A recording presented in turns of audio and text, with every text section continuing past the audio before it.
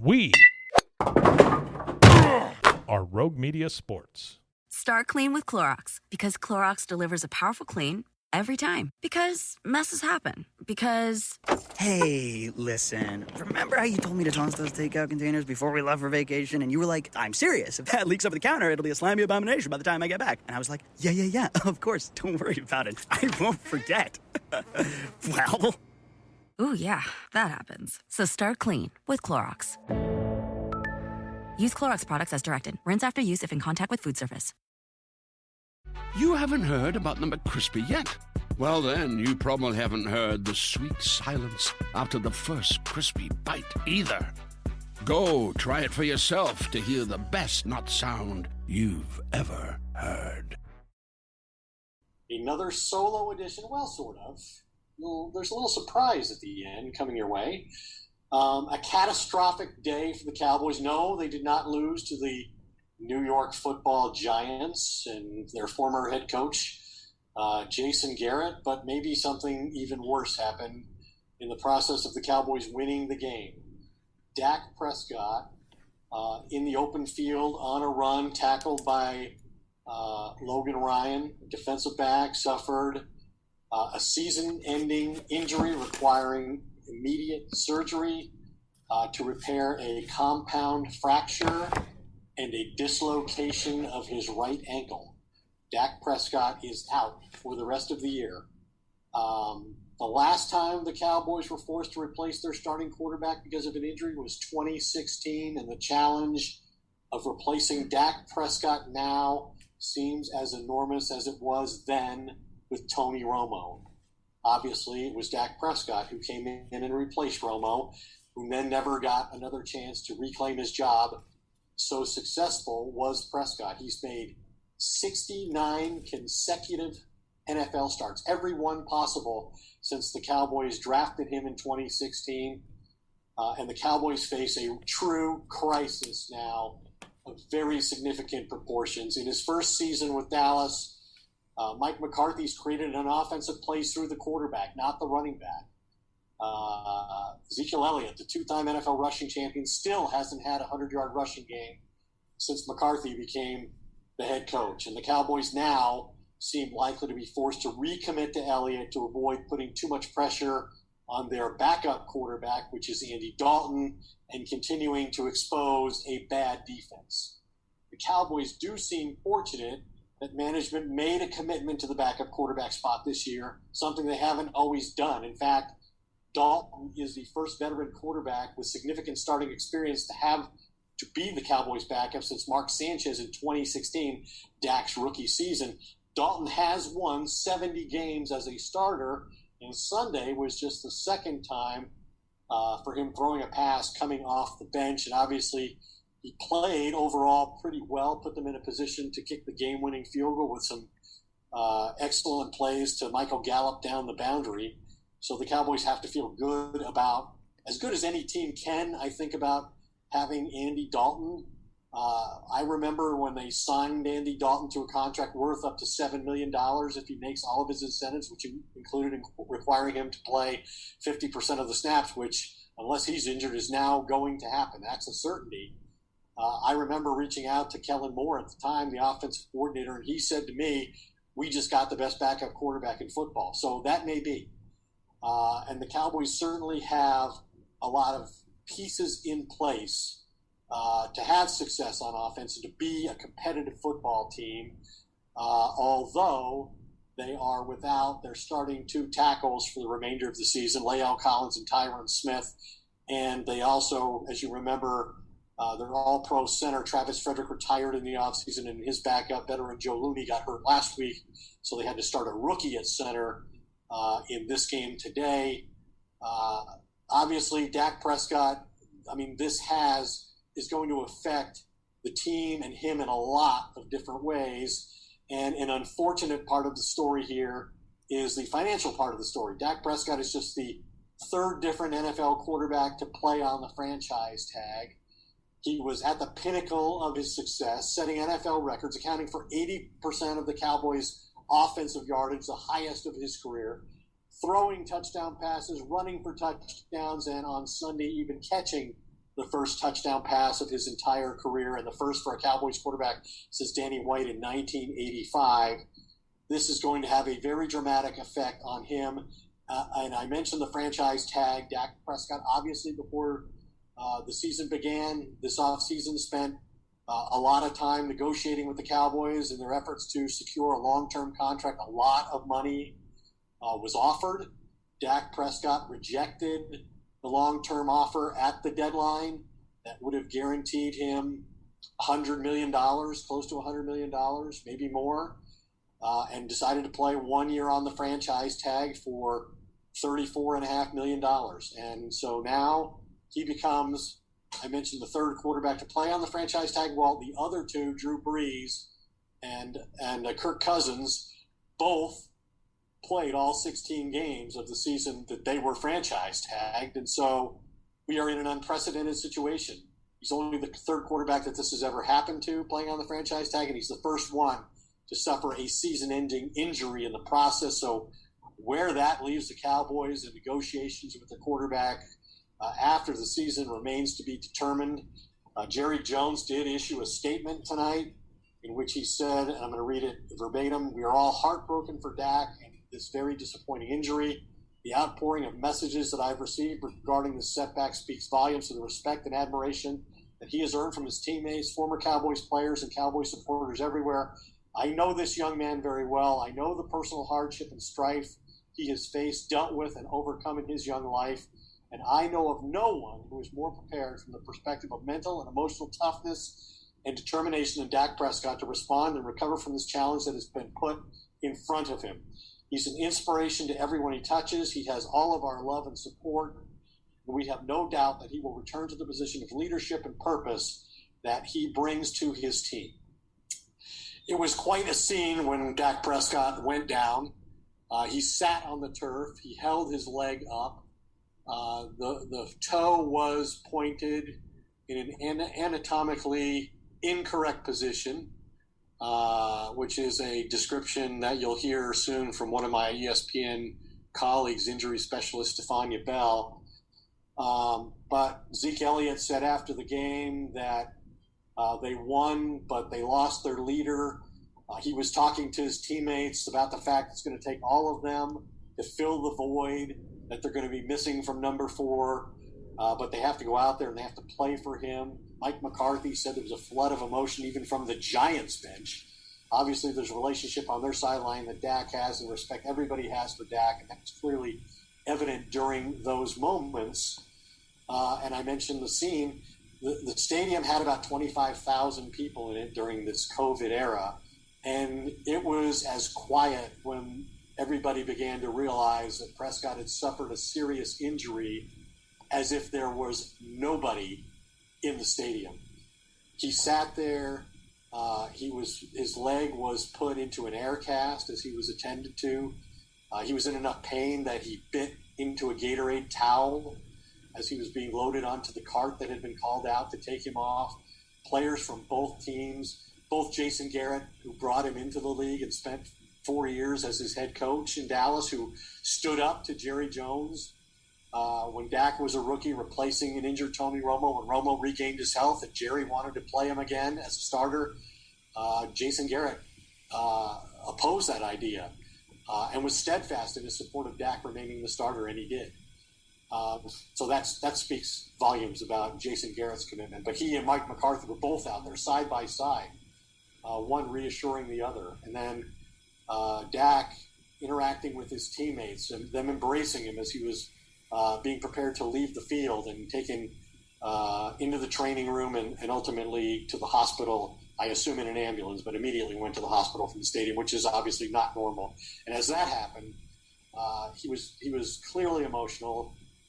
He was crying openly, and the crowd roared as if every seat in the 90,000 seat facility were full of Cowboys fans, but that sadly was not the case. We know this too.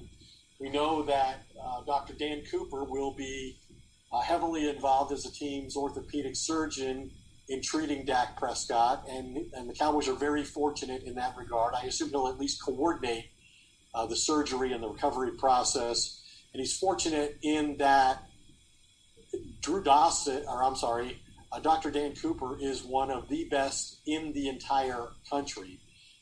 He is credited with saving the career through his innovative knee surgical procedures of Teddy Bridgewater when he suffered a devastating injury to his knee that dislocated and threatened his limb, quite honestly. He's successfully come back and is the starting quarterback now for the Carolina Panthers. And, of course, Jalen Smith and the catastrophic knee injury with nerve damage that he suffered in his final game at Notre Dame.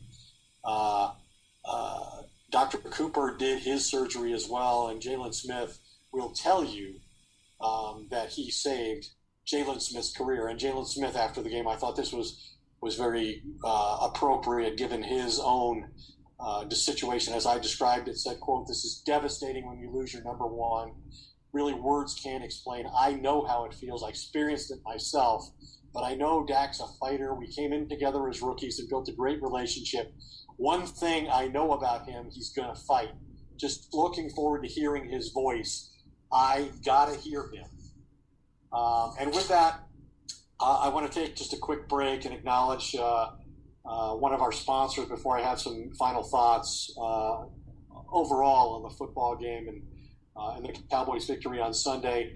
Obviously, Miller Lite, during this time of social distancing, celebrating a Cowboys win with friends over a beer tonight might look a little different, but as the original light beer, Miller Lite has always been there to bring people together through Miller time. When you're toasting to friends near or far, great taste is always close by. So right now, enjoying a Miller Lite with friends looks different for everyone, but staying connected is just as important. So cheers to the only beer, the Cowboys celebrating 60 years of greatness. Here's to the original light beer, Miller Lite, and we thank them for being one of the sponsors of the Doomsday Podcast. And just in general terms, before we get to a special guest who can add unique insight into the injury Dak Prescott suffered and what he's facing in terms of the comeback and whether we can reasonably expect that he's going to be the same player when he does next take the field for the Cowboys or someone else that he was going into this game today, she can provide an informed perspective on that. But I think the Cowboys today deserve the credit that should be accorded to any team that succeeds in the NFL, but no more than the absolute minimum. I mean, you subject yourself to the amount of adversity the Cowboys confronted at home against an opponent that's arguably the worst in the league in recent years. They have the worst record in football since 2017, a winless team with a first-year head coach, one that coming into the game had scored the fewest points in a season of historic scoring in the NFL on offense. And they were forced to use a trick play, that being the touchdown pass from Cedric Wilson to Dak Prescott, that surely they would have preferred to save for a more meaningful situation than beating the Giants. And, the Giants scoring 30 points on you is comparable really to any other team scoring 50 or 60. And don't forget, the Cowboys won the game, but the Giants had 2 touchdowns nullified by penalties. The Cowboys forced a punt, but got penalized for having 12 defenders on the field, and the Giants kicked the field goal. So that mental mistake by the coaches and the players on special teams cost them 3 points in that situation. Cowboys once again give up 2 turnovers in their own end of the field that the Giants turned into touchdowns. So that just can't keep happening. If the Cowboys are going to succeed, I mean, they're in first place in the NFC East, which is obviously not a strong division. In fact, it's epically weak. And the Cowboys, even with all these injuries, I would expect them to contend for the division title the rest of the season. But the thing that's going to happen for them to do that is they're going to have to play much cleaner football. I don't think Mike McCarthy can go into these games anymore with the attitude of, hey, we're going to score as many as we can, as fast as we can. Like I said, I think Ezekiel Elliott becomes a bigger figure in the offense now as they try to control the game, hold down the score, protect a bad defense. All of those things are going to be essential, and they cannot continue to turn the football over, and the defense just can't surrender points at the rate that they've been doing to this point in the season. They should improve in terms of personnel going forward. They got Anthony Brown back in this game, and he scored a defensive touchdown in his return from injured reserve. DeMarcus Lawrence had his first solo sack since 13 games, and it was a strip sack of Daniel Jones that created a defensive touchdown for the Cowboys. So at least they finally responded and contributed in a significant way to a victory. But obviously the overall takeaway is one of great concern for the future of Dak Prescott and how the Cowboys now must adjust going forward. Obviously, they have an extra day this week because their next game is on Monday Night Football against the Arizona Cardinals. And their dynamic young quarterback, Kyler Murray, who went undefeated in his high school career at Allen. So he's a local kid who'll come in here with a lot of motivation. They have obviously one of the great receivers in the league, and DeAndre Hopkins and Larry Fitzgerald, the ageless one. So this is a team that has a lot of ways to hurt you, but they probably will be without their leading pass rusher, one of the best sack artists in all of football, and Chandler Jones. He suffered an injury in the victory on Sunday in Week 5, and so he's unlikely to play against the Cowboys, and he also may be lost to his team for the remainder of the season. So without further ado, I'm going to bring in our very special guest right now. All right, joined now by my ESPN colleague, Stefania Bell, who is an injury analyst, a licensed physical therapist, board-certified orthopedic clinical specialist emeritus, certified strength and conditioning specialist, who appears on all ESPN NFL platforms, including a fantasy football show to which I contribute from the Stadiums Live nearly every Sunday morning. And I think the best piece of work you probably have seen from Stefania recently, and wow, what an irony this will prove to be, was the Project 11 she did with Alex Smith, the Washington quarterback who suffered a horrific leg fracture with all kinds of complications and infections, and I forget how many surgeries were ultimately required. But on the very day that Alex Smith gets back on the field in Washington in the NFC East for the Washington football team, Dak Prescott suffers a serious injury that will end his career. And Stefania, I know that you don't like talking about injuries, or you limit your conversation. You don't pretend to be an expert on Dak Prescott's injury because you haven't seen it yourself. But he apparently, the team announced that he suffered a fractured leg, a compound fracture in his leg at a dislocated right ankle. How serious an injury do you believe this to be? Well, first of all, thanks for having me, Ed. I know, I feel like we talked hours ago this morning on Fantasy Football Now.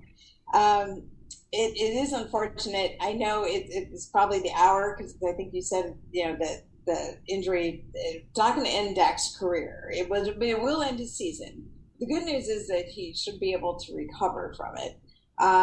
It's definitely serious because you had a joint displacement, and that was pretty obvious when you saw that his foot was pointing the wrong direction. I mean, the only way you get into these positions when you have a body part that's anatomically malpositioned completely, like almost like a 180, it has to separate from the joint. I mean, the joint structure can't be intact. And at the ankle, what often happens when it dislocates is there's a fracture that accompanies it. So when you hear the team put out a statement that it was a compound fracture, you often hear the term open fracture used, but essentially puncturing the skin. And so when you have the bone piercing the skin, it just elevates the seriousness of the injury. Because of the infection? Yes, to more of a medical emergency, because now you've created an open wound on top of the fact that you have this fracture and dislocation. So we heard that he was at the hospital having surgery tonight, and all of that is consistent with what you would expect, how they would approach treating an injury of that nature. An open wound. We saw what happened with Alex Smith. Obviously, he was injured on a grass field. where potentially dirt and other foreign bodies would have entered the wound and complicated the whole recovery process. Did is Dak's not as is the injury is the risk lower of infection for Dak because of he was playing on an artificial surface and you don't have some of those foreign bodies, and you have the rubber pellets and right. I was just going to say, this is where it gets really hard because it's sort of it's hard to compare. It's more apples to oranges than apples to apples. One of the challenges for Alex, which in the irony of him coming back today, was the conditions at FedEx Field were very, very similar to the date that he was injured 2 years ago. I mean, it was muddy and wet, the field then, and the reason we know that the water conditions of the field mattered is because one of the bacteria that were ultimately identified in his particular situation is a bacteria that lives in brackish water. And so that was basically, if you did the detective work, that's how they identified that as probably coming from that field. And so in an indoor stadium, you're not going to have the brackish water, but you do have with the synthetic surface sand, the rubber pellets, as you mentioned, and anything, in football, you've just got, look what we're dealing with in this pandemic. I mean, you're talking about potential for any kind of contact, things that are on the jersey, the sock, all of that can harbor bacteria. So that's why when there's any potential introduction of anything foreign into a wound, you have to go and clean it quickly. They do a washout procedure. They flood the area with antibiotics and put you on IV antibiotics besides. So it's really the whole process is geared towards hopefully preventing infection, and it very often is successful. And sometimes, unfortunately, like in the case with Alex, it is not. But quick attention to it and getting that addressed as quickly as possible are the best defense.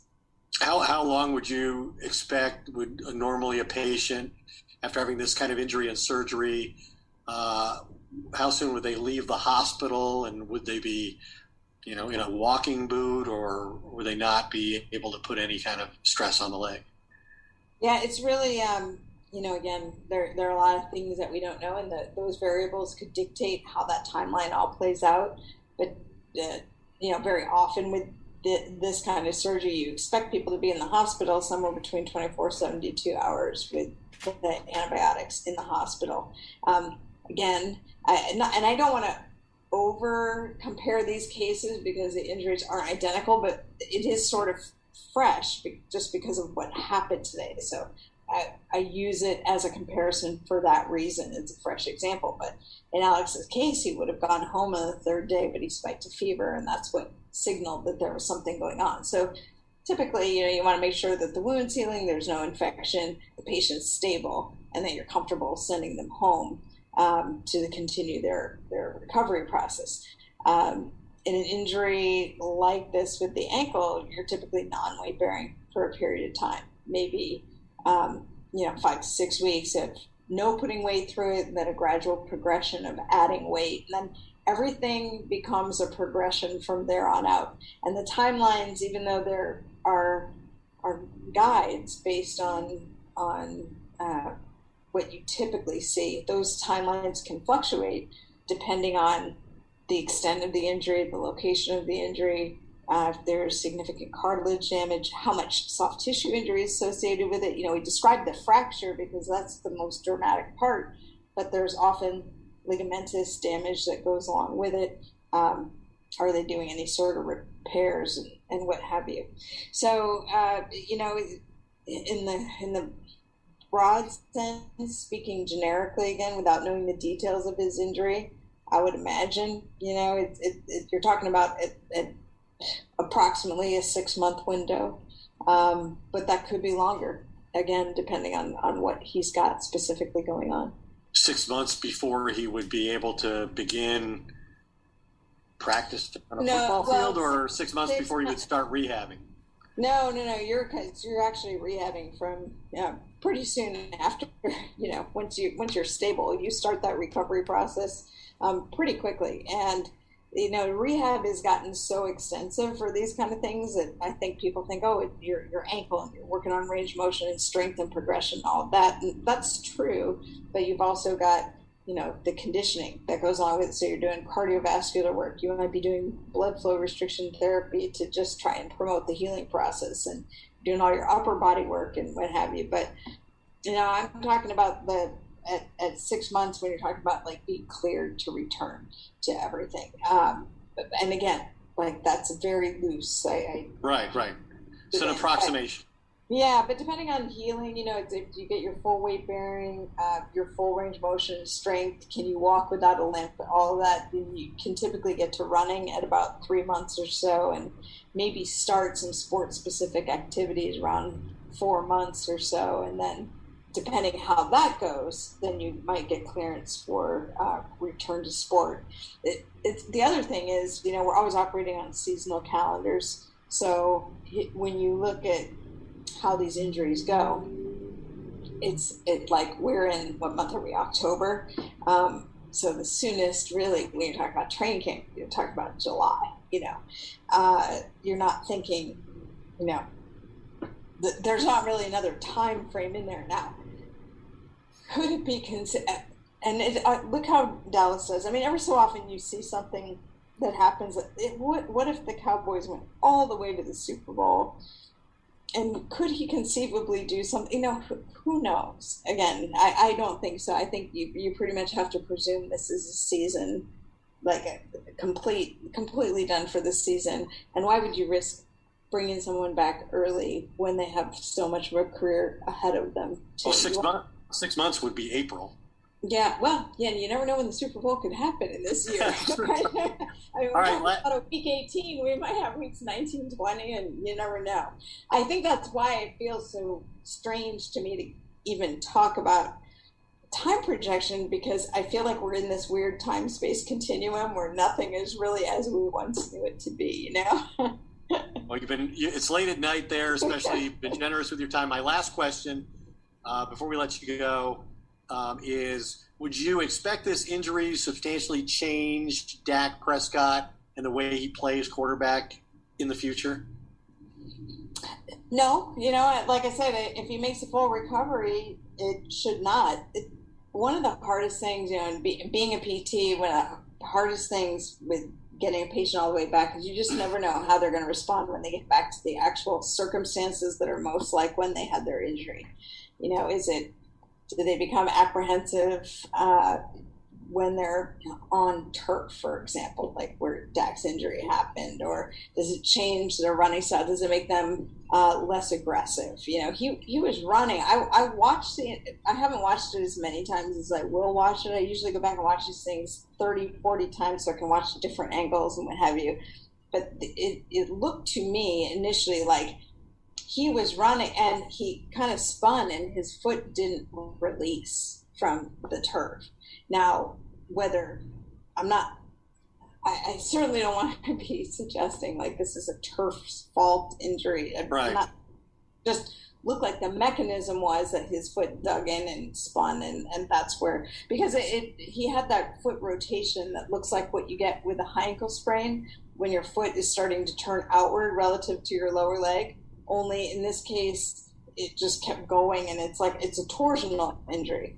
So you think, well, is he going to be apprehensive about things where his foot gets rotated?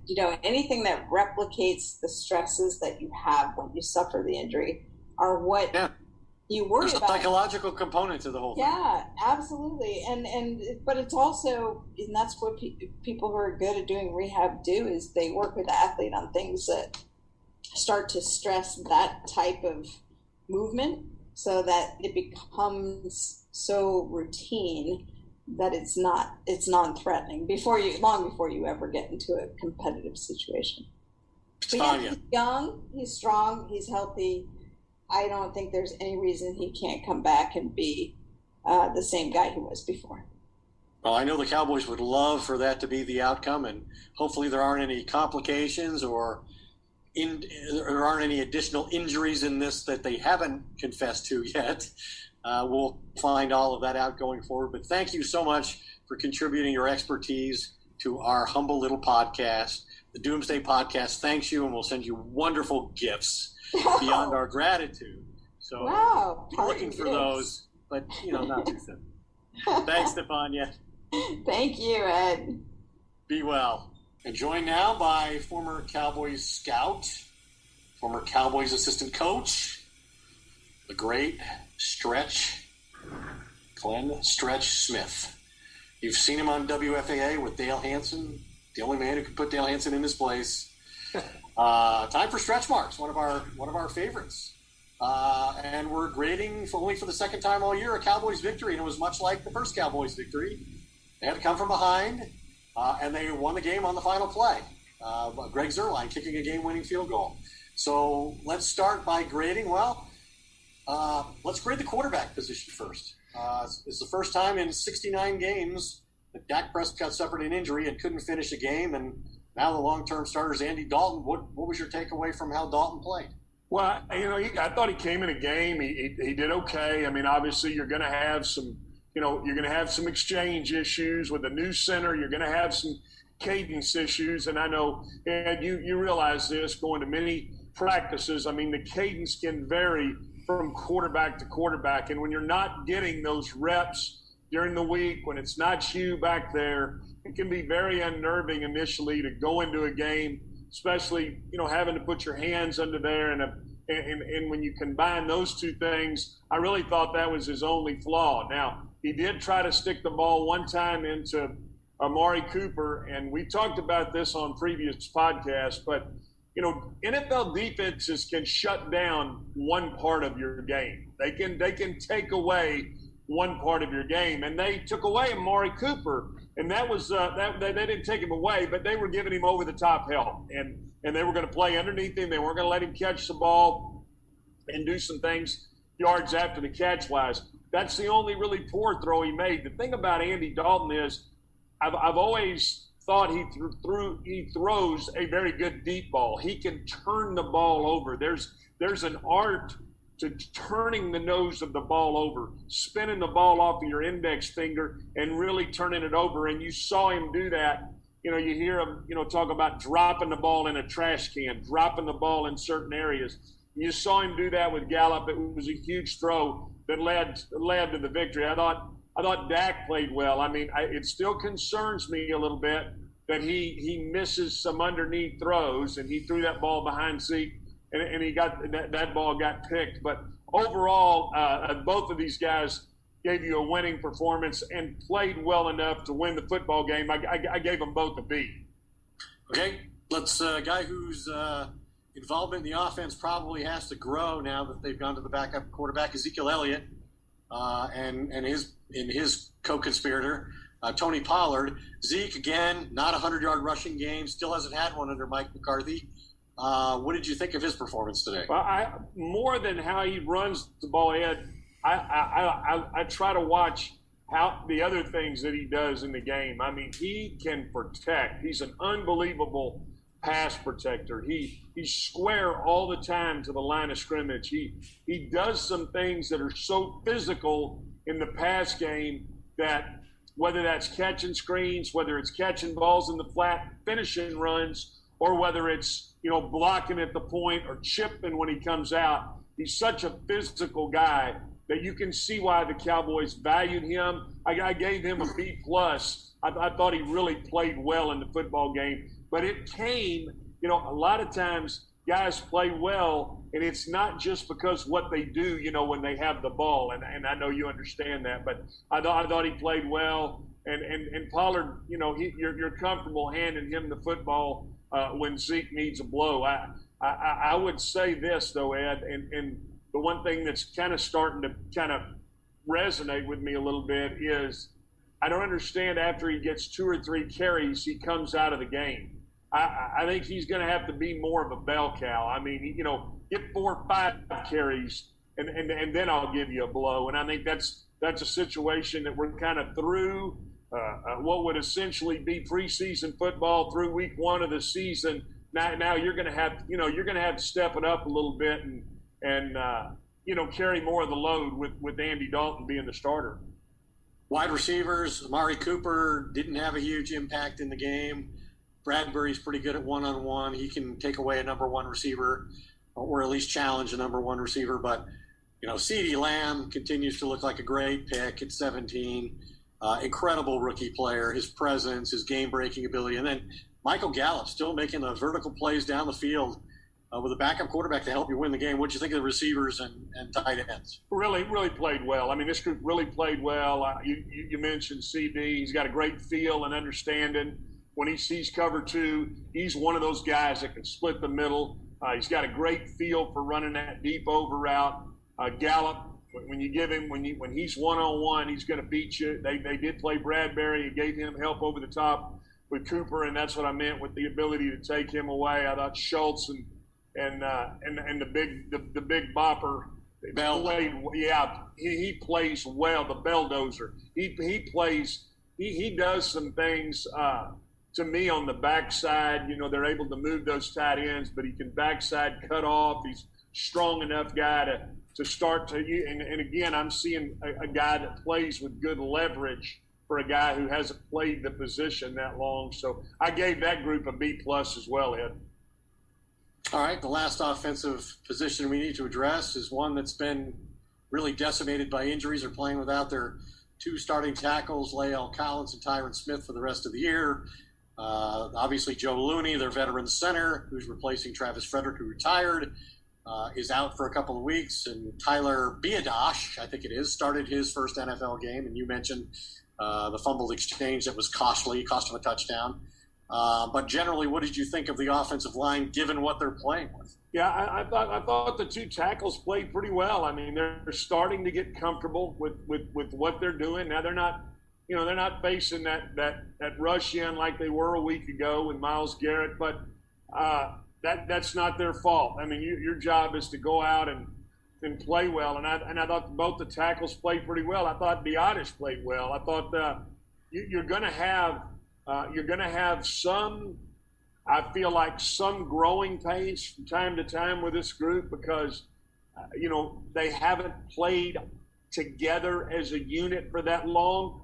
But it's very hard to be critical because I know how hard that position is to play. And because of that, I gave that group a winning effort, and they got a B. I mean, I thought all the way around they did a pretty nice job. I thought they didn't get pushed around. They didn't get bull rushed. They didn't get, they weren't getting guys back, pushed all the way in the quarterback's face. So anytime you can do that and you can hold up, to me in the NFL, you're winning and you're doing a good job. So I gave the offensive line a B as well.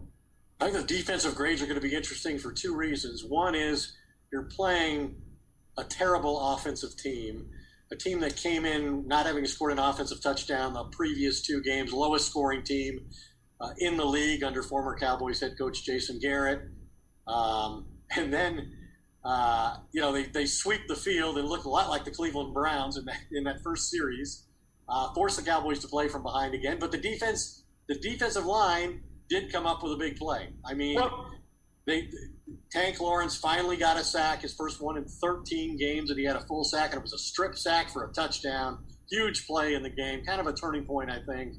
What do you think overall of the defensive line? I thought the defensive line, what I liked, Ed, was they and this is a coaching point, but they started substituting and put Crawford and Griffin and Lawrence and Aldon Smith, all as four pass rushers, up the field guys in nickel situations. I thought it created some pressure on Daniel Jones. Schematically, they took the two big nose guards out of the game, and Woods and Poe. I think Hill got dinged up early. I don't know if you heard anything about his injury or not. I think that's a blow to the defensive line, Ed, because I do think he was the one that was, of the three, was playing the best. Gallimore got in and got some snaps. But what I saw was, again, I saw a defensive front in nickel pass situations that was getting up the field. That's the good side. Here's the side that concerns me a little bit, is that they're still getting knocked off the football in run-down situations.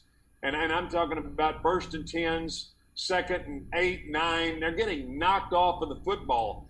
I'm not sure why structurally they're getting so far pushed back, because I think of the first 3 runs that Devontae Foreman had, he had 2 9-yard runs. And so, I mean, this is a guy that Atlanta let go and is able to come in and do what he's able to do after you saw what Cleveland was able to do last week. It's still concerning to me.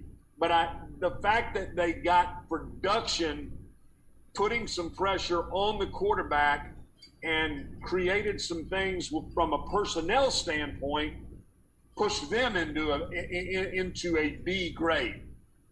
All right. So the defense obviously took the field. They've been heavily criticized, not only for their performance, giving up the most points and yards through 4 games in franchise history, but also because of Xavier Woods making the comment about you can't expect NFL players to take 70 snaps and give full effort all the time. Wow, the guy who said that he's the leader of the defense and was going to make that right was Jalen Smith. And so I wonder how the linebackers played in your view. I thought he actually made a few plays in this game. Whether they can sustain that or whether that was a result of the opponent they were playing remains to be determined. But what did you think of the linebackers? Well, I'm going to start with, did you hear Rex Ryan get after Xavier Woods? My goodness. I mean, he said 70 plays. Hell, he flipped the first play on it. It was very critical. I mean, it was like, okay, that's a little kind of right back at you right there. But let's get on to the linebackers. And I did think Jalen Smith had one of his more productive games that I've seen him have in a long time. I saw him read and recognize some things. I saw Joe Thomas read and recognize some things. I thought the call against him early in the game where he kind of butted the face mask of the quarterback, was a little bit of a ticky-tack call, and that's one of those. Quarterback in the head, they're going to call it. We know. Yeah, that's a point. I get it. That's a point of emphasis, and I don't know how you run. I've never understood how you can run full speed with your damn head backwards and not get in those situations. But overall, I thought the linebackers played very well in this football game. I thought it was one of the more productive games that those two have had, and I gave them a B+. I thought they played very well. And I'll say this, Ed, as a tandem, which is, they're in nickel so much, which is a 42 look. I thought they played very well as a group. And we mentioned the secondary, and they gave up some plays again. Ooh. Are they rotating 3 or 4 people in at safety now? They obviously don't feel comfortable with what they have at that position. Diggs was kind of in and out of the game for a while. What did you think of how the secondary played? Yeah, and like I said, they played Parker. They played some guys that I'm like, who is this? And I find myself, grabbing the flip card to say, who am I looking at here?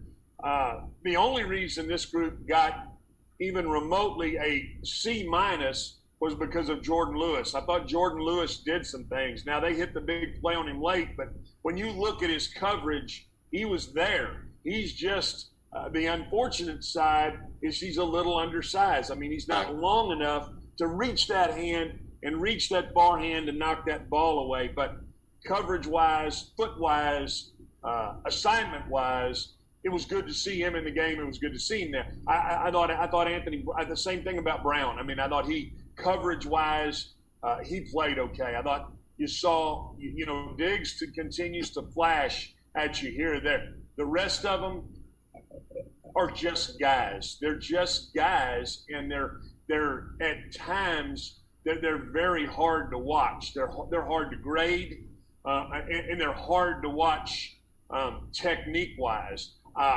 They've got.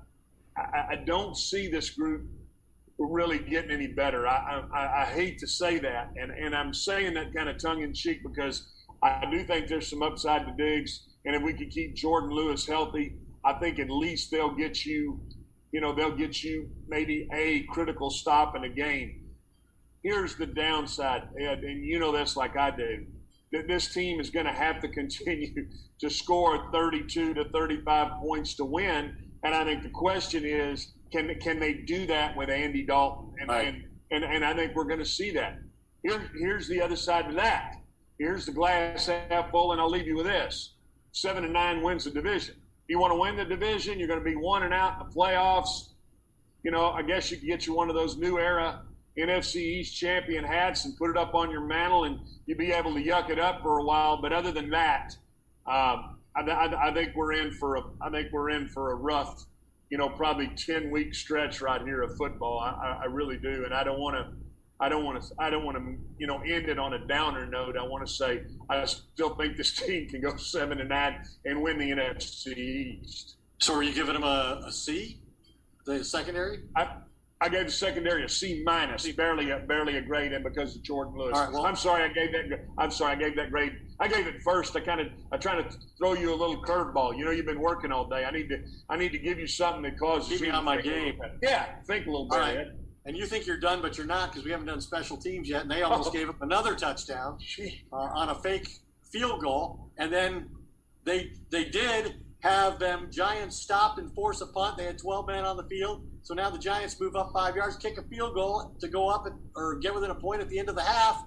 So that could have been – those are two big plays, two big failures by a special teams that's supposed to be an asset under John Fossil. Well, you know what? They didn't cover.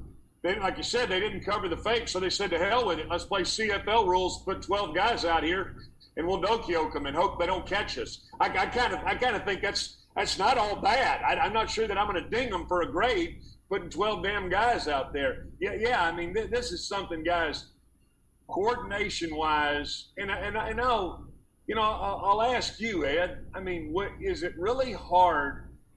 Are you finding that many teams across the league that are having this many issues because of the no OTAs, all the Zoom meetings, all the things you've had to go through?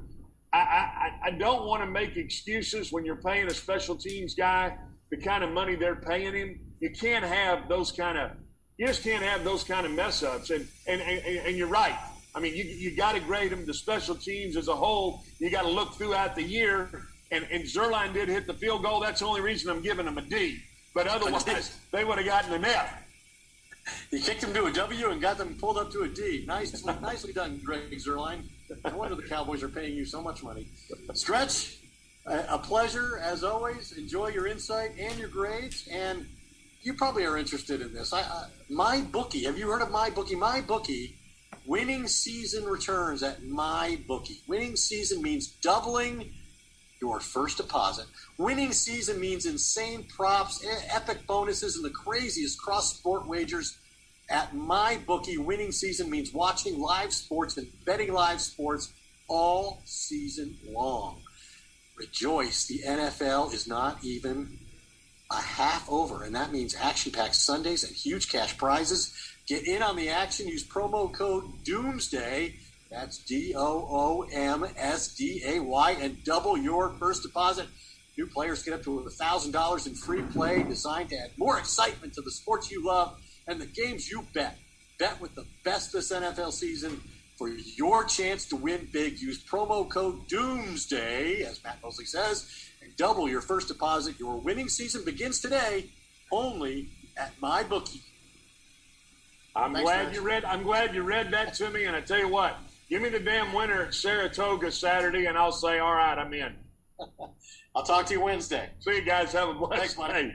Okay, man.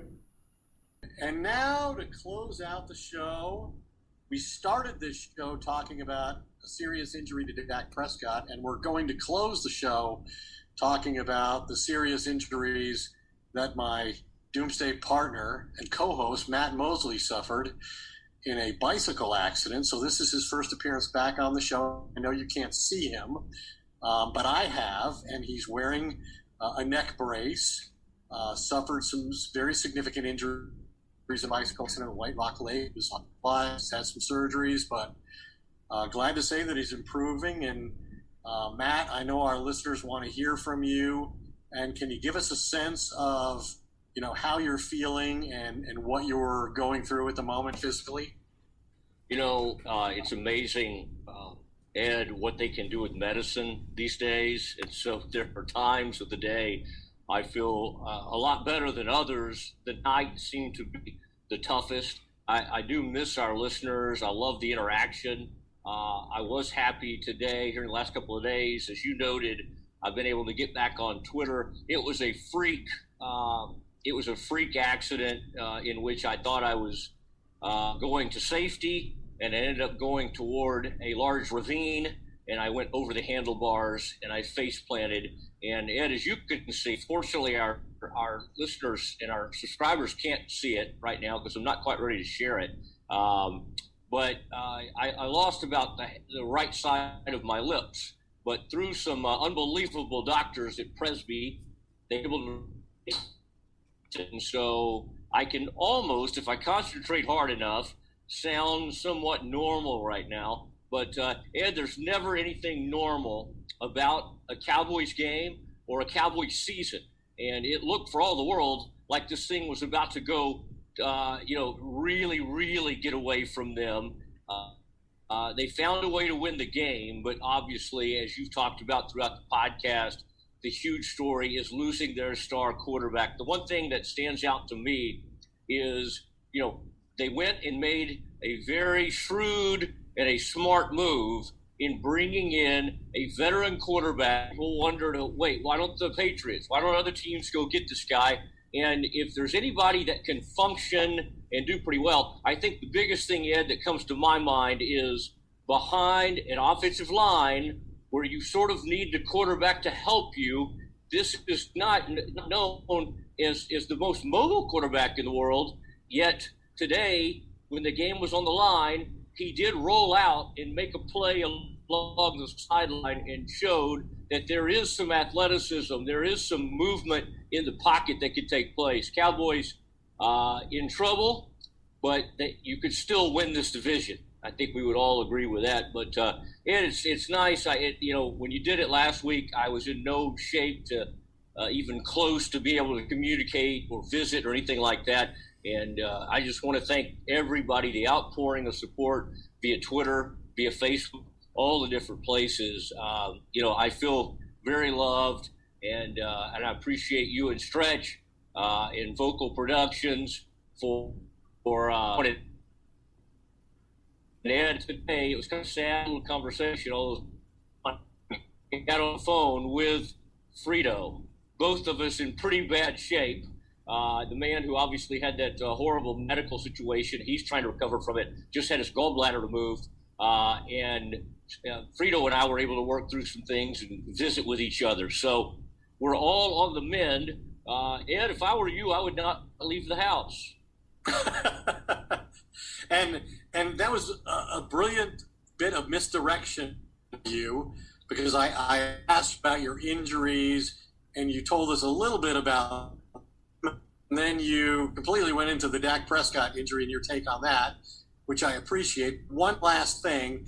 What are your prospects for making a full recovery? I know I saw a picture of you for the first time since the accident, and my first takeaway was, oh my God, he needs a haircut. But I think that reflects how much improvement you've made physically from the injuries that you saw. I know you had fractured orbital bone and you had surgery on that, and it just seems like the swelling. I mean, you look pretty good despite the neck brace. You look pretty good for a guy who's been through what you have the last couple of weeks. Well, I appreciate that, and I think it's really a tribute to the doctors. I always forget what that's called, Ed. Doctors that are able to do plastics like Maxi, facial. Yeah, those kinds of folks. They came in and they were brilliant, and they took me into the OR and did some really good work because my lips were in bad shape, and so they salvaged my upper lip. And you can see it right now. And it wasn't really in existence, and they were able to attach it and get it back going a little bit. I don't know when I'll get the feeling back in that, but I've been taking all liquid diet. I'm eating some foods, and so in terms of full recovery, I think I'll wear a neck brace. 8 to 10 weeks, and I broke bones in my neck and bones in my back. I think the scariest thing is that one of the bones I broke in my neck was the C2, right at the base of the spinal cord. And that's one that either kills people or paralyzes people. And quickly realized that I could move my arms and feet. So much like Ed, when we see players that get in these horrible collisions, what are we looking for? Some form of movement. And when I was fairly conscious in that moment last Friday, a week ago from this past Friday, that's what I was doing. I was literally trying to reach out and see if I could feel my fingers or move my feet. And once I had some movement, I knew I was in bad shape as far as fractures are concerned, but I knew I was going to be okay. And much like an accident I had 20 years ago, Ed, before you really knew me, where I broke my 6T8, my sternum in a bad car wreck, hospitals, they want to send you home quickly. And there's reasons for that. But my reason came the other night when they said, hey, if I have to stay one more night, we're going to have to put your IV back in. And I'm that's one thing I can't stand is when they put an IV in or draw blood. And so I said, I'm going home. I'm out of here. Imagine, Ed, I got home that night and I thought, this is not a good decision. I should be back at the hospital. But my wife, Meredith, who you know, has just been incredible and keeps me on a schedule, all the meds, and she's dropped everything to kind of her business and everything that she to kind of around the clock give me care. You and I both married some very strong and unbelievable women, and this is one of the many times, I'm grateful for that. Well, as we get ready to sign off and we look forward to next week, the first thought that comes is I need to get you a Peloton, because I've never fallen off my Peloton, a stationary exercise bike. So maybe you should look into that. You don't even have to wear a helmet. And glad you bring a helmet, by the way. And next week you have an extra day to recover before the Cowboys play again. So I hope you'll use that time wisely and hopefully next strength and enough void to come back and co-host the show in your usual capacity. But know that we've missed you. And it's been a hardship to go on without you, but I'm glad that we've done that for our listeners. So get well, and next week, when the Cowboys play the Cardinals, Kyler Murray coming off a career-high 380-yard passing game. They won't have to face Chandler Jones. It appears he suffered a season-ending bicep injury. Wow. For the early indications, which is good for Andy Dalton. But we'll talk about Andy Dalton making his first Cowboys start, and hope you can be there and be a part of the whole thing. And until then, good night, everybody. Hey, it's Mark Goodman. And I'm Alan Light. On today's podcast, Record Store Day founder Carrie Colleton is joining us to discuss the April 20th RSD special releases. Plus, we'll talk live with our audience, the Sound Up Pod Squad, and find out who still listens to vinyl. And some updates from the Beatles universe. Oh, good. Sound Up with Mark Goodman and Alan Light, the only music podcast that matters. Get it on Pandora, Spotify, Apple Podcasts, or wherever you get your podcasts.